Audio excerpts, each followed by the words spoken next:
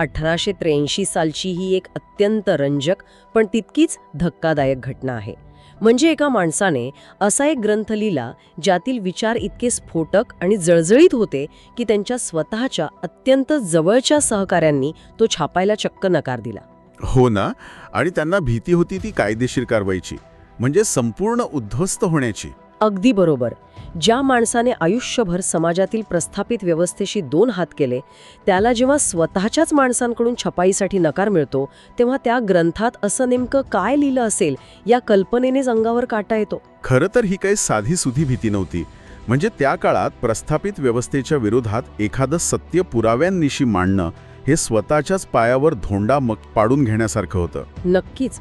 जो ग्रंथ तत्कालीन समाजव्यवस्थेचा आणि ब्रिटिश राजवटीचा थेट बुरखा फाडत होता, तो छापण्याचं धाडस दाखवणं म्हणजे थेट सत्तेला आव्हान देण्यासारखंच होतं. अरे, आजच्या या सखोल चर्चेची सुरुवात आपण याच क्रांतिकारी आणि ऐतिहासिक संदर्भाने करत आहोत. कारण आजची तारीख भारताच्या सामाजिक इतिहासात एका सुवर्ण पानासारखी आहे. हो, आज 11 एप्रिल 2026. अगदी बरोबर. भारतीय सामाजिक क्रांतीचे जनक महात्मा ज्योतिराव फुले यांची आज 199वी जयंती आहे आणि आजपासून त्यांच्या 200व्या ऐतिहासिक जयंती वर्षात म्हणजेच द्विशताब्दी वर्षात आपण अत्यंत अभिमानाने पदार्पण करत आहोत. हे खूपच महत्त्वाचं वर्ष आहे. हो ना. याच निमित्ताने आज आपण महात्मा फुले यांच्या 1883 मधील शेतकऱ्याचा असूड या ग्रंथाचे आणि त्यातील दूरदृष्टीचे सविस्तर विश्लेषण करणार आहोत. हा केवळ एक ऐतिहासिक दस्तऐवज नाही, तर शेती आणि समाजाच्या प्रश्नांचा एक मास्टर क्लास आहे असं मला वाटतं. अगदी सहमत आहे मी. 2 शतकांचा हा प्रवास पाहताना लक्षात येतं की शेतकऱ्याचा असूड ही केवळ तत्कालीन प्रश्नांची जंत्री नव्हती. हा ग्रंथ म्हणजे एका अतिशय प्रगल्भ ॲग्री इकॉनॉमिस्ट म्हणजेच कृषी अर्थतज्ञाने मांडलेली भविष्याची ब्लूप्रिंट होती. म्हणजे यात केवळ समस्यांचं रडगाणं नाहीये, तर अजिबात नाही. शेती आणि शिक्षणाचे जे उपाय त्यांनी सुचवले आहेत ते आजच्या काळातही अचंबित करणारे आहेत. आणि या ग्रंथाच्या निर्मितीची प्रक्रिया एखाद्या राजकीय थ्रिलरपेक्षा कमी नाहीये. म्हणजे फुले हे काही एखाद्या बंद खोलीत बसून केवळ कल्पनेच्या विश्वात रमणारे लेखक नव्हते. त्यांनी या ग्रंथाची प्रकरणे लिहिली आणि केवळ छापण्यावर अवलंबून न राहता त्यांनी स्वतः जाऊन त्याचं वाचन केलं. हो, पुणे, ठाणे, जुन्नर आणि अगदी मुंबईपर्यंत स्वतः जाऊन त्यांनी त्याचं जाहीर वाचन केले. सर्वात महत्त्वाची नोंद म्हणजे बडोद्याचे महाराज सयाजीराव गायकवाड यांनी स्वतः या ग्रंथाचे वाचन लक्षपूर्वक ऐकले आणि फुल्यांचा विशेष सत्कारही केला. पण दुर्दैवाने हे सत्य इतकं विदारक होतं की ते पचवणं तत्कालीन समाजाला जड गेलं. तुम्ही सुरुवातीला ज्या नकाराचा उल्लेख केलात ना, तो नकार दीनबंधू या पत्राचे संपादक नारायण मेघाजी लोखंडे यांनी दिला होता, जे स्वतः त्यांच्या जवळचे होते. हो, लोखंडे हे स्वतः कामगार चळवळीचे नेते आणि फुल्यांचे सहकारी होते. पण या ग्रंथातील विचार इतके थेट होते की अब्रू नुकसानीच्या म्हणजेच लायबलच्या खटल्याची त्यांना रास्त भीती वाटली. इथे मला आजच्या काळातील एक संदर्भ द्यावासा वाटतो. म्हणजे आजकाल आपण पाहतो की मोठ्या बहुराष्ट्रीय कंपन्या किंवा प्रस्थापित सत्ताधीश हे स्लॅप सूट्सचा वापर करतात. हो, strategic law suits against public participation. बरोबर. म्हणजे स्वतंत्र पत्रकारांना किंवा कार्यकर्त्यांना खोट्या आणि प्रचंड खर्चाच्या कायदेशीर खटल्यांमध्ये अडकून त्यांचा आवाज दाबण्याचा प्रयत्न केला जातो. 1883 मध्ये लोखंडे यांना वाटलेली भीती ही जवळपास तशीच होती. अगदी तशीच होती. पण एवढा मोठा विरोध आणि धोका पत्करूनही फुले आपल्या विचारांवर ठाम राहिले. ही गोष्ट त्यांच्यातील अफाट नैतिक धैर्याची साक्ष देते. हे अगदी अचूक विश्लेषण आहे तुमचं. आणि या धैर्याला एक अत्यंत धोरणात्मक बाजूही होती. जेव्हा हा ग्रंथ स्थानिक पातळीवर छापण्यास अडचणी येऊ लागल्या तेव्हा फुले थांबले नाहीत. मग त्यांनी काय केलं? त्यांनी ह्या हस्तलिखित ग्रंथाची एक प्रत थेट भारताचे तत्कालीन व्हॉइसरॉय अर्ल ऑफ डफलिन यांच्यापर्यंत पोहोचवली. एक मिनिट, इथे मला एक मोठा विरोधाभास वाटतोय. म्हणजे एका बाजूला फुले ब्रिटिश राजवटीतील अधिकाऱ्यांच्या गैरकारभारावर सडकून टीका करत होते आणि दुसऱ्या बाजूला ते त्याच ब्रिटिश सत्तेच्या सर्वोच्च अधिकाऱ्याकडे म्हणजे व्हॉइसरॉयकडे हा ग्रंथ पाठवत होते. हो, वरवर परत तसं वाटतं. म्हणजे ज्या व्यवस्थेविरुद्ध ते लढत होते त्याच व्यवस्थेच्या प्रमुखाकडे न्याय का मागत होते? हा विरोधाभास नाही का? हा विरोधाभास वाटू शकतो, पण यामागे एक अत्यंत हुशार राजकीय चाल होती. हे समजून घेण्यासाठी आपल्याला तत्कालीन प्रशासकीय रचना समजून घ्यावी लागेल. बरं. व्हाईसरॉय हा संपूर्ण भारताचा सर्वोच्च प्रशासक होता, एका अर्थाने ब्रिटिश सम्राटाचा प्रतिनिधी. पण प्रत्यक्ष गावांमध्ये आणि जिल्ह्यांमध्ये कारभार चालवणारी जी नोकरशाही होती ती पूर्णपणे स्थानिक उच्चवर्णीय आणि खालच्या पातळीवरच्या ब्रिटिश अधिकाऱ्यांच्या हातात होती. अच्छा, म्हणजे ग्राउंड लेवलचं प्रशासक. अगदी बरोबर. फुल्यांना हे बरोबर माहीत होतं की तळागाळातील शेतकऱ्यांचा आवाज या स्थानिक प्रशासनाच्या भिंतीला धडकून नष्ट होतो, तो सर्वोच्च सत्तेपर्यंत पोहोचतच नाही. बापरे, किती क्लिअर कट विचार होता हा. हो ना. म्हणूनच मधल्या या भ्रष्ट साखळीला पूर्णपणे वळसा घालून मुक्या आणि अज्ञानी शेतकऱ्यांचा वास्तव थेट सत्तेच्या सर्वोच्च शिखरावर आदळणे हा त्यांचा एक स्ट्रॅटेजिक मास्टर स्ट्रोक होता. म्हणजे स्थानिक पातळीवरील भ्रष्टाचाराची थेट वरिष्ठांकडे तक्रार करण्याचा हा प्रकार होता. आता या ग्रंथाच्या मूळ गाभ्याकडे वळूया, जिथून या सगळ्या शोषणाची सुरुवात होते, असं फुल्यांचं म्हणणं होतं. अगदी बरोबर. शिक्षणाचा अभाव. हो. ग्रंथाच्या सुरुवातीलाच येणारा एक विचार जो आजही जागतिक कीर्तीचा मानला जातो. विद्येविना मती गेली, मतीविना नीती गेली, नीतीविना गती गेली, गतीविना वित्त गेले, वित्ताविना शूद्र खचले, इतके अनर्थ एका अविद्येने केले. हे शब्द ऐकायला खूप लयबद्ध आणि प्रभावी वाटतात. हो, पण ते केवळ शब्दांचे यमक नाहीये. नक्कीच नाही. तो मानवी अधोगतीचा एक अत्यंत वैज्ञानिक आणि टप्प्याटप्प्याने जाणारा आलेख आहे. पण इथे मला खरोखरच खोलात जाऊन समजून घ्यायचंय की या सगळ्याचा प्रत्यक्ष जमिनीवरील अर्थ काय होतो. शिक्षणाचा अभाव आणि शेतकऱ्याचे दारिद्र्य यांचा असा थेट आणि यांत्रिक संबंध फुले कसा जोडतात. केवळ शाळा न शिकल्यामुळे एखाद्याचं घर कसं लुटलं जाऊ शकतं. हा खूप महत्त्वाचा प्रश्न आहे. कारण जोपर्यंत आपण ही यंत्रणा समजून घेत नाही तोपर्यंत अविद्या म्हणजे काय हे कळणार नाही. बरोबर. फुल्यांनी अज्ञानी शेतकऱ्याचे दोन बाजूनी कसे शोषण होत होते हे अत्यंत बारकाईने आणि पुराव्यांसह मांडले आहे. यातील पहिली बाजू होती धार्मिक शोषणाची. धार्मिक शोषण म्हणजे नेमकं कसं व्हायचं. म्हणजे मानवी जीवनाच्या प्रत्येक महत्त्वाच्या टप्प्यावर जन्म, लग्न आणि मृत्यू इथे पुरोहित वर्गाकडून होणारी पद्धतशीर लूट. फुले उदाहरणं देतात की घरात मूल जन्माला आले की ग्रहांच्या शांतीच्या नावाखाली शेतकऱ्याला घाबरवलं जायचे. अरे चा. लग्नाच्या वेळी अनाठायी खर्चाची सक्ती केली जायची. अगदी पितृपक्ष किंवा नागपंचमी सारख्या सणांनाही अज्ञानाचा फायदा घेऊन वेगवेगळ्या कर्मकांडांच्या नावाखाली शेतकऱ्याकडून धान्य आणि पैसा उकळला जायचा. म्हणजे जो शेतकरी आधीच निसर्गाच्या लहरीपणावर अवलंबून आहे त्याच्यावर या धार्मिक भीतीचा वापर करून मोठा आर्थिक बोजा टाकला जायचा. हो. आणि जे धान्य आणि जो पैसा शेतकऱ्याच्या घरातल्या लहान मुलांच्या पोषणासाठी वापरला जायला हवा होता तो अदृश्य ग्रहांच्या आणि खोट्या प्रतिष्ठेच्या भीतीपोटी उधळला जात होता. ही अज्ञानामुळे निर्माण झालेली पूर्णपणे मानसिक कोंडी होती. अगदी बरोबर. आणि या शोषणाची दुसरी अधिक भयंकर बाजू होती प्रशासकीय शोषणाची. प्रशासकीय शोषण. हो. इथे फुल्यांनी तत्कालीन व्यवस्थेचे दोन स्पष्ट भाग केले आहेत, गोरे अधिकारी आणि काळे अधिकारी. पण हे प्रशासकीय शोषण कसं काम करत होतं. कारण ब्रिटिश कायदे तर कागदोपत्री समानतेवर आधारित होते ना. कागदोपत्री नक्कीच होते, पण प्रत्यक्षात परिस्थिती वेगळी होती. वरच्या पातळीवर जे गोरे अधिकारी म्हणजे युरोपियन मॅजिस्ट्रेट किंवा कलेक्टर असायचे ते बहुतांश वेळा शिकारी, खेळ आणि ऐशोआरामात मग्न असायचे. म्हणजे त्यांना इथल्या लोकांशी घेणं देणं नव्हतं. अजिबात नाही. त्यांना स्थानिक मराठी भाषा, इथले रीतिरिवाज किंवा शेतकऱ्यांचे खरे प्रश्न यांची अजिबात जाण नसायची. आणि त्यांच्याच हाताखाली काम करणारे जे स्थानिक काळे अधिकारी होते ज्यांच्याकडे महसूल आणि न्याय व्यवस्थेची सर्व कागदपत्रे असायचे ते या परिस्थितीचा पुरेपूर फायदा घेत असतील. नेमकं हेच घडत होतं. म्हणजे इथे भाषेचा आणि शिक्षणाचा अडथळा थेट आर्थिक लुटीत कसा बदलतो हे स्पष्ट होत आहे. समजा एखादा अशिक्षित शेतकरी कोर्टात गेला तर तो गोरा न्यायाधीश इंग्रजीत बोलणार, ज्याचा अर्थ शेतकऱ्याला कळत नसे. बरोबर. आणि जो स्थानिक लिपिक किंवा अधिकारी ते भाषांतर करणार तो आपल्या फायद्यानुसार त्यात बदल करणार. अगदी असंच होत होतं. शेतकऱ्याला कागद वाचता येत नसल्यामुळे त्याच्या जमिनीवर चुकीचे कर लादणे, त्याने घेतलेल्या कर्जाच्या खोट्या आकड्यांवर त्याचा अंगठा घेणे किंवा खोट्या पावत्या बनवून त्याची संपूर्ण जमिनीच हडप करणे हे अत्यंत सोपे झाले होते. बापरे. न्यायालयात गेल्यावरही जो न्याय मिळायचा तो कागदपत्रांवर आधारित असायचा. आणि ती कागदपत्रे जर भ्रष्ट अधिकाऱ्यांनी लिहिलेली असतील तर अशिक्षित शेतकऱ्याला न्याय कसा मिळणार? कायद्याची ही गुंतागुंतच अज्ञानाचा फायदा घेऊन शोषणाचे मुख्य हत्यार बनली होती तर. हो ना. भयानक आहे हे सगळं. एका बाजूला अदृश्य ग्रहांची आणि धर्माची भीती आणि दुसऱ्या बाजूला न समजणाऱ्या कायद्याची आणि प्रशासनाची भीती. या दोन पाट्यांमध्ये अज्ञानी शेतकरी भरडला जात होता. आणि हा शिक्षणाचा अभावाचा थेट परिणाम होता. खरंच, या सामाजिक आणि प्रशासकीय शोषणाकडून आपण आता जरा थेट शेतीच्या आर्थिक वास्तवाकडे वळूया.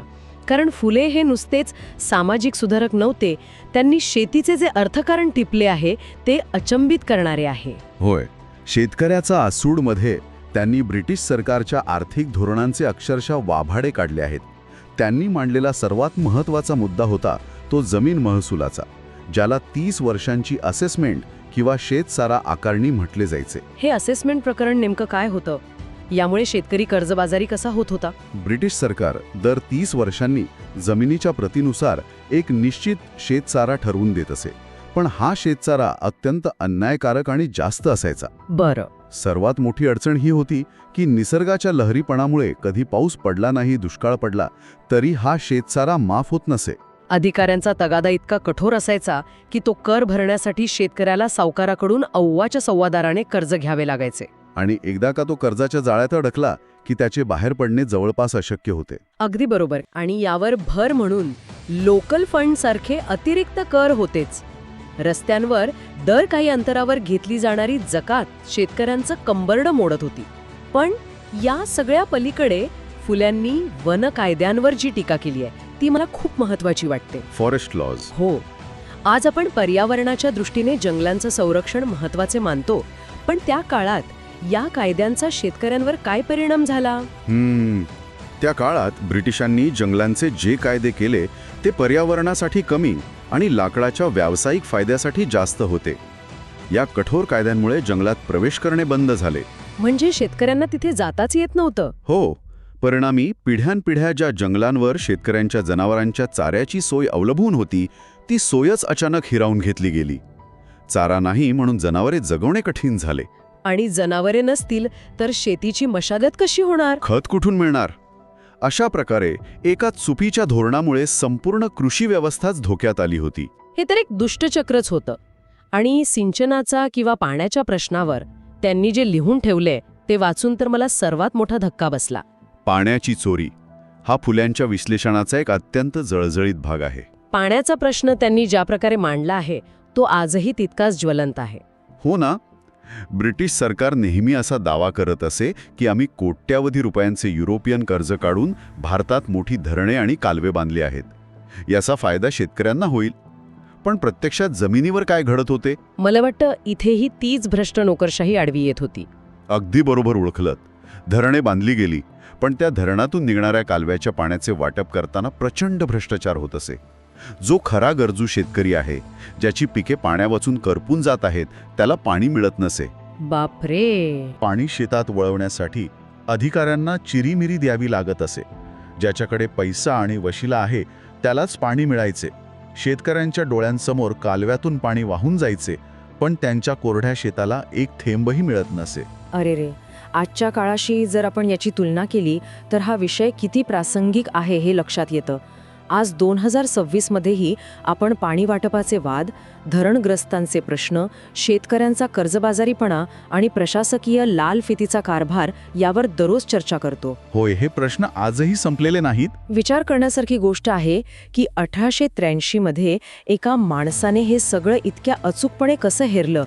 आजची प्रशासकीय व्यवस्था आणि 1883ची व्यवस्था यातल्या त्रुटी किती मिळत्या जुळत्या आहेत हे पाहिल्यावर खरोखरच अंगावर काटा येतो. म्हणूनच आपण म्हणतो की शेतकऱ्याचा असूड हा केवळ इतिहासाचा एक दस्तावेज नाही, तो वर्तमानाचा आणि आपल्या सद्यस्थितीचा एक स्पष्ट आरसा आहे. खरंच. पण या सगळ्या चर्चेत फुल्यांचे सर्वात मोठे वेगळेपण आपण विसरता कामा नये.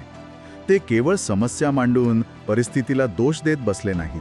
हो, आणि इथेच मला वाटतं की या ग्रंथाची खरी ताकद दडलेली आहे. त्यांनी केवळ असूड उघारला नाही तर शेती आणि समाज फुलवण्याचा मार्गही दाखवला. त्यांनी अतिशय प्रगत, व्यावहारिक आणि अचूक उपाययोजनांची एक मोठी यादीच दिली आहे. त्यांची ती विजनरी ब्लूप्रिंट आपण समजून घ्यायला हवी. त्यांनी नेमके काय उपाय सुचवले? त्यांचे उपाय तत्कालीन परिस्थितीच्या किमान 100 वर्ष पुढे होते. सर्वात पहिली आणि अत्यंत महत्त्वाची सूचना त्यांनी केली ती शिक्षणाबद्दल. त्यांनी आग्रह धरला की शेतकऱ्यांच्या मुलांसाठी त्यांच्याच जातीतील, त्यांच्याच वर्गातील शिक्षक तयार केले पाहिजेत. यामागे काय तर्क होता? फक्त एका विशिष्ट वर्गातील शिक्षक का? कारण सहानुभूती म्हणजे एम्पथी. जोपर्यंत शिकवणारा माणूस त्या विद्यार्थ्यांची सामाजिक परिस्थिती, त्यांचे दारिद्र्य आणि त्यांचे प्रत्यक्ष जीवन जवळून समजू शकत नाही, तोपर्यंत खरे शिक्षण रुजणार नाही. बरोबर आहे. ज्याला शेतीतले कष्टच माहीत नाहीत, तो शेतकऱ्याच्या मुलाला काय शिकवणार? हा त्यामागचा अत्यंत प्रगल्भ विचार होता. हे खूपच लॉजिकल आहे. आणि शेती सुधारण्यासाठी त्यांनी कृषी प्रदर्शने भरवण्याची कल्पना मांडली होती ना? हो. आज आपण जे भव्य ॲग्री एक्स्पो किंवा कृषी मेळावे पाहतो, जिथे नवनवीन तंत्रज्ञान दाखवले जाते, त्याची बीजे आपल्याला 19व्या शतकातल्या फुल्यांच्या विचारांमध्ये दिसतात. अगदी. नुसती प्रदर्शने नाहीत, तर पाण्याचे नवनवीन स्रोत शोधण्यासाठी त्यांनी शासनाला काही योजना सुचवल्या.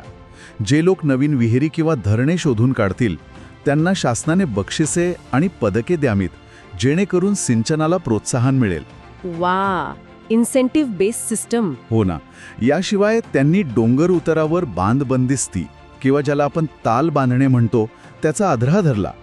यामुळे पावसाचं पाणी जमिनीत मुरेल आणि मातीची धूप थांबेल. म्हणजे आजच्या आधुनिक भाषेत आपण ज्याला सॉईल अँड वॉटर कन्झर्वेशन आणि वॉटरशेड मॅनेजमेंट म्हणतो, त्याची अंमलबजावणी ते 1883 मध्ये सुचवत होते. इतकेच नाही, तर पशुपालनाला चालना देण्यासाठी त्यांनी सुचवलं की परदेशातून चांगल्या प्रतीच्या मेंढ्या आणि जनावरे भारतात आणावीत आणि त्यांची स्थानिक प्रजातींसोबत पैदास करावी. म्हणजे आज आपण जे क्रॉस ब्रीडिंग करतो, त्याचा तो पाया होता. आणि या सगळ्यात सर्वात भारी आणि थक्क करणारी गोष्ट कोणती असेल, तर ती म्हणजे हुशार विद्यार्थ्यांसाठी त्यांनी केलेली मागणी. कोणती मागणी? त्यांनी तत्कालीन सरकारकडे आग्रह धरला की जी शेतकऱ्यांची हुशार मुले आहेत, त्यांना आधुनिक शेती, नवीन तंत्रज्ञान आणि सिंचनाचे प्रकार शिकण्यासाठी थेट युरोपमध्ये पाठवा. काय सांगता? थेट युरोपमध्ये? हो. म्हणजे 1883 मध्ये जेव्हा इथल्या लोकांना साधं साक्षरतेचं स्वातंत्र्य नव्हतं, तेव्हा हा माणूस तळागाळातील मुलांना युरोपमध्ये ॲग्रिकल्चरल ट्रेनिंगसाठी पाठवण्याची मागणी करत होता. हा खूपच मोठा विचार होता. आजच्या काळात आपण ज्याची तुलना ॲग्रीटेक स्टार्टअप्स किंवा स्मार्ट फार्मिंग योजनांशी करतो, तसाच हा ग्लोबल विचार आहे. 19व्या शतकात असा विचार करणे हे खऱ्या अर्थाने एका विजनरी लीडरचेच लक्षण आहे. खरंय. आणि या सर्व विश्लेषणावरून एक अत्यंत महत्त्वाचा आणि मूलभूत मुद्दा स्पष्ट होतो, जो समजून घेणं आजच्या काळात खूप गरजेचं आहे. फुल्यांचा हा जो संपूर्ण लढा होता, तो कोणताही जातीद्वेष नव्हता. तो लढा विषमतेचा आणि मानवी शोषणाचा होता. अगदी बरोबर. त्यांनी अतिशय स्पष्टपणे सांगितले होते की जोपर्यंत समाजातील सर्व लोकांची खऱ्या अर्थाने एकजूट होत नाही, सर्व घटकांना समान हक्क, सन्मान आणि शिक्षण मिळत नाही, तोपर्यंत या देशाची प्रगती कोणत्याही परिस्थितीत शक्य नाही. बरोबर. त्यांचा रोख त्या शोषक प्रवृत्तीवर होता, मग ती प्रवृत्ती कोणत्याही जातीत, धर्मात किंवा वर्गात असो. हे एक अत्यंत महत्त्वाचे निरीक्षण आहे.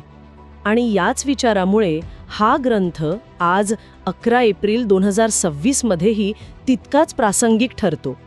आज आपण महात्मा फुलेंच्या 200व्या जयंती वर्षात पदार्पण करत आहोत. त्यांचा शिक्षण सर्वांसाठी हा आग्रह आणि शेतकरी हक्कांचा लढा आजही आपल्या समाजाचा मुख्य गाभा असायला हवा. नक्कीच. आज आपण माहितीच्या एका प्रचंड महापुरात जगत आहोत.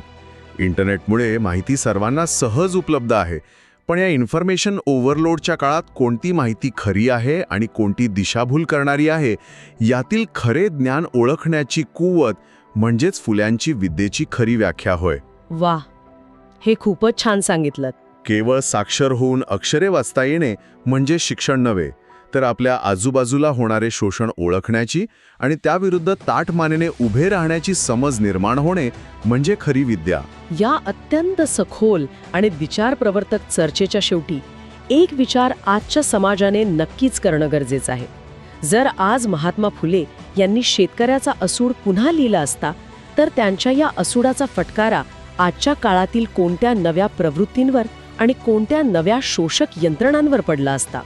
हा प्रश्न कोणालाही अंतर्मुख करणारा आहे आणि यावर नक्कीच आत्मपरीक्षण व्हायला हवे.